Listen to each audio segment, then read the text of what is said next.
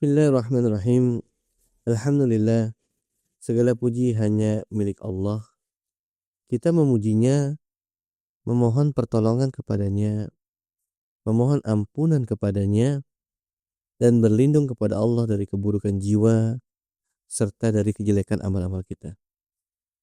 Salawat dan salam semoga senantiasa tercurah kepada Nabi kita, Nabi Muhammad SAW, kepada keluarga beliau, para sahabat beliau, dan siapa saja yang mengikuti petunjuk beliau hingga hari kiamat. Pada episode pembuka ini, kita akan memulai sebuah perjalanan sederhana tetapi sangat penting. Sebuah perjalanan untuk belajar kembali tentang satu kata yang sering kita dengar, sering kita ucapkan, sering kita nasihatkan kepada orang lain, tetapi mungkin belum benar-benar kita pahami dengan utuh. Kata itu adalah sabar. Seringkali ketika seseorang sedang tertimpa masalah, kita berkata kepadanya, sabar ya. Ketika ada orang kehilangan pekerjaan, kita berkata, sabar. Ketika ada orang sakit, kita berkata, sabar. Ketika ada orang dikhianati, difitnah, direndahkan, atau disakiti, kita juga berkata, sabar. Tapi pertanyaannya, apakah setiap orang yang kita suruh sabar benar-benar tahu bagaimana cara untuk bersabar? Dan yang lebih penting lagi, apakah kita sendiri benar-benar sudah tahu bagaimana cara bersabar dengan benar? Karena ternyata tidak semua yang tampak diam itu adalah sabar. Ada orang yang diam tetapi hatinya penuh dendam. Ada orang yang terlihat menerima tetapi di dalam dirinya penuh tekanan. Ada orang yang tidak membalas tetapi pikirannya terus mengulang-ulang luka yang sama. Ada orang yang berkata, saya sudah sabar. Padahal sebenarnya ia sedang memendam amarah, memendam kecewa, dan pelan-pelan tubuhnya mulai ikut menanggung beban itu. Tidurnya terganggu, dadanya terasa sesak, lambungnya tidak nyaman, kepalanya sering tegang, tubuhnya mudah lelah, dan pikirannya tidak berhenti berputar. Maka di sini kita perlu jujur. Kadang yang kita sebut sabar sebenarnya bukan sabar. Kadang itu hanya terpaksa menerima. Kadang itu hanya tidak punya pilihan. Kadang itu hanya takut bicara. Kadang itu hanya menahan emosi tanpa ilmu. Padahal sabar dalam Islam bukan sekadar menahan rasa sakit. Sabar bukan sekadar diam. Sabar bukan sekadar tidak menangis. Sabar bukan berarti gak boleh sedih. Sabar bukan berarti membiarkan diri dizalimi tanpa ikhtiar yang benar. Dan sabar juga bukan berarti mematikan perasaan manusiawi yang Allah ciptakan di dalam diri kita. Sabar adalah ibadah hati. Sabar adalah kekuatan iman. Sabar adalah kemampuan seorang hamba untuk tetap berada di jalan yang Allah ridhoi ketika jiwanya sedang ditekan oleh sesuatu yang tidak ia sukai. Inilah mengapa kita perlu belajar sabar. Karena zaman ini bukan hanya penuh masalah. Zaman ini penuh dengan hal-hal yang membuat jiwa cepat lelah. Informasi datang tanpa henti. Komentar manusia mudah sekali menyakiti. Perbandingan hidup muncul setiap hari di layar kecil yang kita pegang. Masalah ekonomi menekan banyak keluarga. Konflik rumah tangga semakin mudah meledak. Anak-anak diuji dengan pergaulan, sedangkan orang tua diuji dengan kekhawatiran. Para pekerja diuji dengan target, tekanan, dan ketidakpastian. Para penuntut ilmu diuji dengan kebingungan, rasa tertinggal, dan takut gagal. Bahkan, orang yang tampak baik-baik saja pun bisa saja sedang memikul sesuatu yang berat di dalam dirinya. Maka benar, kita hidup di zaman yang sangat membutuhkan ilmu tentang sabar. Bukan sekadar kata sabar, tapi kaidah sabar. Bukan sekadar nasihat sabar, tetapi cara berpikir sabar. Bukan sekadar menahan luka, tetapi mengubah luka menjadi jalan pulang kepada Allah. Di dalam pengantar buku The Art of Sabr, 20 prinsip dasar kesabaran, disebutkan bahwa kesabaran menjadi perkara yang langka. Padahal ia sering menjadi nasihat utama ketika seseorang menghadapi ujian. Namun yang sering hadir bukan kesabaran yang mapan, melainkan sikap menerima yang dipaksakan. Ini kalimat yang sangat dalam. Karena memang banyak manusia hari ini nggak benar-benar bersabar. Ia hanya kehabisan cara untuk melawan. Ia hanya kehabisan tenaga untuk protes. Ia hanya tidak tahu harus melakukan apa. Lalu ia menyebutnya sabar. Padahal sabar yang benar bukanlah kelemahan. Sabar yang benar adalah kekuatan. Sabar bukan kalah. Sabar bukan pasrah tanpa arah. Sabar bukan membiarkan keburukan terus berjalan tanpa batas.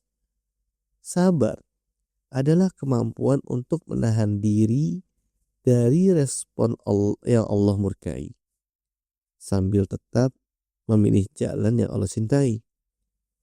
Karena itu, dalam Islam, sabar tidak bisa dilepaskan dari iman. Rasulullah SAW bersabda, "Ajaban li amril mu'min." Sungguh menakjubkan urusan seorang mukmin. Inna amrahu kullahu khair. Sesungguhnya seluruh urusannya adalah baik. Walaysa dzaka li ahadin illa lil mu'min. Dan itu enggak dimiliki kecuali oleh seorang mukmin. In asabathu sarra syakara fakana khairan lah. Jika ia ditimpa kesenangan, ia bersyukur, maka itu baik baginya. Wa in asabathu dharra sabara fakana khairan lah. Dan ketika ia tertimpa kesulitan, tertimpa kesusahan, ia bersabar, maka itu baik baginya. Hadis ini diriwayatkan oleh Al-Imam Muslim. Hadis ini menjadi pondasi besar dalam memahami kehidupan seorang mukmin.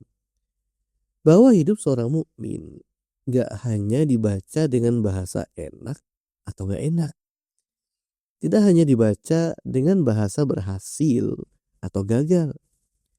Tidak hanya dibaca dengan bahasa dipuji atau dihina. Tidak hanya dibaca dengan bahasa sehat atau sakit. Tetapi hidup seorang mukmin dibaca dengan bahasa iman. Kalau datang nikmat, pintunya adalah syukur. Kalau datang ujian, pintunya adalah sabar. Maka seorang mukmin selalu punya jalan untuk kembali kepada Allah. Di dalam kitab ini, Syekhul Islam Ibnu Taimiyah rahimahullah menjelaskan bahwa Allah menjadikan semua ketentuan bagi hambanya yang beriman sebagai kebaikan. Apa yang mereka senangi dan apa yang mereka benci, semuanya bisa menjadi lahan perniagaan yang menguntungkan dan jalan yang membawa mereka kepada Allah. Ini sangat indah. Sangat indah. Karena dalam pandangan iman, musibah itu bukan hanya luka. Musibah bisa menjadi jalan naik. Tekanan bukan hanya beban. Tekanan bisa jadi sarana pembersihan. Gangguan manusia bukan hanya sebab marah saja. Gangguan manusia bisa menjadi latihan untuk membersihkan hati dari dendam, sombong, dan merasa diri paling berhak dibela. Tetapi semua itu tidak terjadi secara otomatis. Musibah tidak otomatis membuat seseorang lebih dekat kepada Allah. Kadang musibah justru membuat seseorang semakin jauh kalau ia tidak punya ilmu. Sakit tidak otomatis membuat seseorang lebih lembut. Kadang sakit membuat seseorang semakin mudah marah. Kehilangan tidak otomatis membuat seseorang lebih bijak. Kadang kehilangan membuat seseorang semakin pahit terhadap hidup. Dizalimi tidak otomatis membuat seseorang lebih mulia. Kadang dizalimi membuat seseorang berubah menjadi zalim berikutnya. Maka yang membedakan bukan hanya peristiwanya. Yang membedakan adalah bagaimana hati membaca peristiwa itu. Disinilah kita perlu belajar sabar. Karena sabar adalah ilmu untuk membaca luka dengan cahaya iman. Allah Subhanahu wa taala berfirman, "Ahasiban nas ayyutraku ayyaqulu amanna wa hum la yuftanun." Apakah manusia mengira bahwa mereka akan dibiarkan hanya dengan mengatakan kami telah beriman sedangkan mereka tidak diuji? Walaqad fatanna alladziina min qablihim falaya'lamanna Allahu alladziina shadaqu wa laya'lamannal kadhibin. Dan sungguh kami telah menguji orang-orang sebelum mereka. Maka Allah pasti mengetahui orang-orang yang benar dan pasti mengetahui orang-orang yang dusta. Ini Quran surat Al-Ankabut ayat 2 dan 3. Ayat ini mengajarkan kepada kita bahwa ujian bukan sesuatu yang asing dalam kehidupan orang beriman. Ujian adalah bagian dari perjalanan iman. Bukan tanda bahwa Allah meninggalkan kita. Bukan tanda bahwa hidup kita pasti buruk. Bukan tanda bahwa doa kita tidak didengar. Tetapi ujian adalah tempat tampaknya kejujuran iman. Apakah ketika mudah kita tetap ingat Allah? Apakah ketika sulit kita tetap menjaga adab kepada Allah? Apakah ketika disakiti lisan kita tetap terjaga? Apakah ketika kecewa kita tetap tidak melampaui batas? Apakah ketika sedih kita tetap berharap kepada Allah? Inilah yang tidak disabar. Sabar bukan berarti rasa sakit langsung hilang. Sabar bukan berarti air mata tidak boleh jatuh. Sabar bukan berarti dada tidak terasa berat. Tetapi sabar berarti ketika semua itu terjadi, kita tetap menjaga diri agar tidak keluar dari batas yang Allah ridhoi. Dari sisi kesehatan jiwa, ini sangat penting. Karena manusia yang tidak punya sabar akan mudah hidup dalam mode reaktif. Sedikit tersinggung, langsung nyerang. Sedikit beda pendapat, langsung marah. Sedikit tertunda, langsung gelisah. Sedikit dikritik, langsung runtuh. Sedikit kehilangan, langsung putus asa. Dalam bahasa psikologi, ini berkaitan dengan kemampuan regulasi emosi. Regulasi emosi adalah kemampuan seseorang untuk mengenali, menahan, mengarahkan, dan merespon emosi dengan cara yang lebih sehat. Bukan menolak emosi, bukan pura-pura kuat, tetapi tidak membiarkan emosi menjadi penguasa. Dan secara fisiologis, ketika seseorang terus-menerus berada dalam stres, tubuh bisa ikut terdampak. Stres kronis dapat mempengaruhi berbagai sistem tubuh, termasuk sistem saraf, otot, pernapasan, kardiovaskuler, endokrin, pencernaan, dan juga sistem imun. American Psychological Association menjelaskan bahwa stres yang berkepanjangan dapat berkontribusi pada berbagai gangguan tubuh. Dan NIMH juga menyebutkan bahwa stres dapat muncul sebagai tegang, gelisah, sakit kepala, atau nyeri tubuh, tekanan darah meningkat, dan juga insomnia atau gangguan tidur. Maka ketika kita belajar sabar, kita bukan hanya sedang belajar akhlak, kita juga sedang belajar menenangkan sistem tubuh kita. Ketika hati tidak terus-menerus terbakar oleh amarah, tubuh ikut lebih tenang. Ketika pikiran tidak terus-menerus mengulang luka, tidur bisa lebih mudah pulih. Ketika dada tidak terus-menerus menyimpan dendam, napas bisa lebih lapang. Ketika seseorang belajar menyerahkan urusan kepada Allah, sistem sarafnya tidak lagi dipaksa berjaga, seolah-olah semua masalah harus ia selesaikan sendiri saat itu juga. Dalam bahasa TCM integratif, emosi yang berlebihan dan berlangsung lama itu dapat mengganggu keteraturan fungsi tubuh. Marah yang menetap bisa membuat tubuh terasa tegang. Overthinking bisa menguras energi dan mengganggu pencernaan.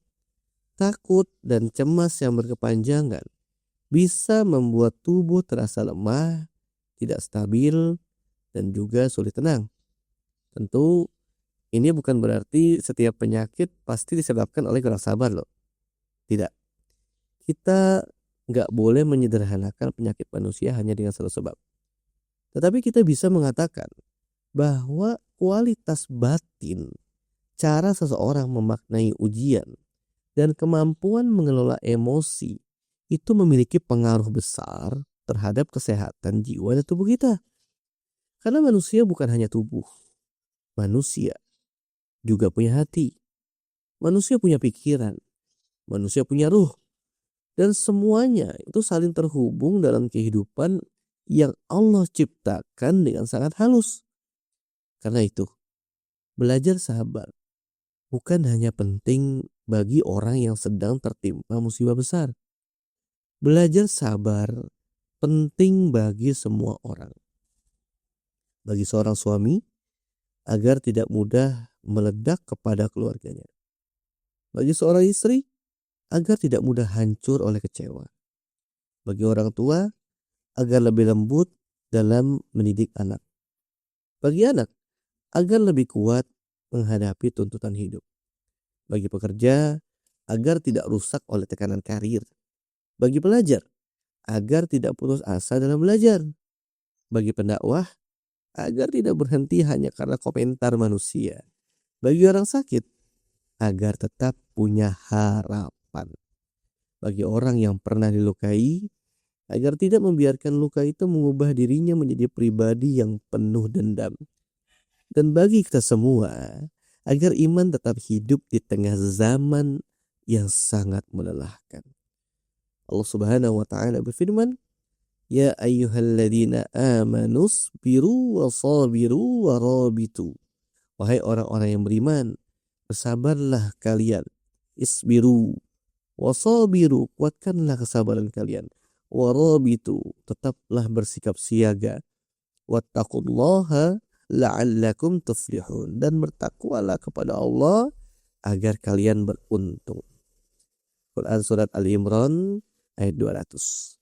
Perhatikan, Allah tidak hanya mengatakan isbiru, bersabarlah, tetapi Allah juga mengatakan kuatkanlah kesabaran kalian. Wasabiru, seakan-akan sabar itu memang perlu dilatih.